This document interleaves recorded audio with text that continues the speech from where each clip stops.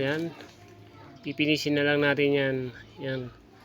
Makikita nyo yung ating dining table ay pwede siyang pang 6-seater mga idol. Kung gusto nyo 4-seater pwede rin. Pang 6-seater mas maganda mga idol. Kasi luwag na luwag. Tingnan nyo naman. Yan.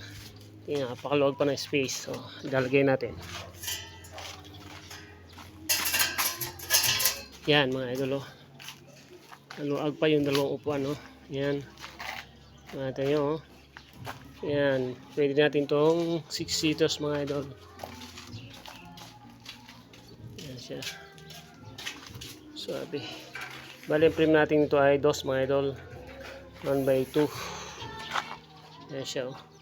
Pero ginawa natin pa mga idol ay 2x2 para maganda siyang tingnan mga idol. Then matibay pa. Ayan. Yan siya mga idol. Yan.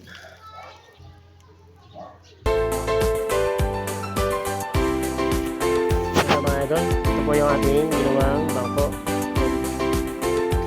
Bali, ito natin dito ay tubular 1x1. Yan. Yan siya. Yan, tapos yung ilalim niya po mga idol ay tanggalin natin yung tiles para makita nyo ang ating salo. Yan siya. Yan siya mga idol.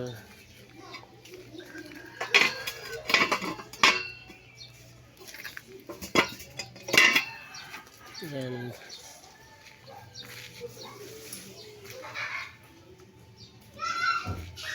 Lilihahin pa po natin to, then tapos lalagyan natin ng epoxy primer, tapos i-finish natin sa kulay na babagay dito sa ating tiles mga idol. Yan. Bali, ang diskarte po namin ko dito sa paggawa nito ay mas iba sa diskarte ng gumagawa din ng ganito mga idol. Kasi ang ginawa ko, nagawa ko ng frame na tubular square. Kung makapansin nyo, hindi siya dito nakalagay, di po ba? Kasi nagawa ko ng view on frame para yung design ng tiles natin ay talagang pare-parehas ang distansya dito. Ayan.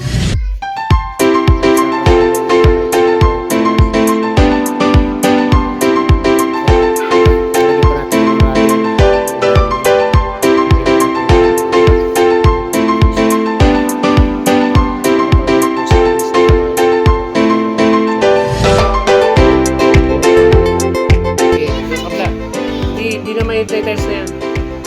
Okay.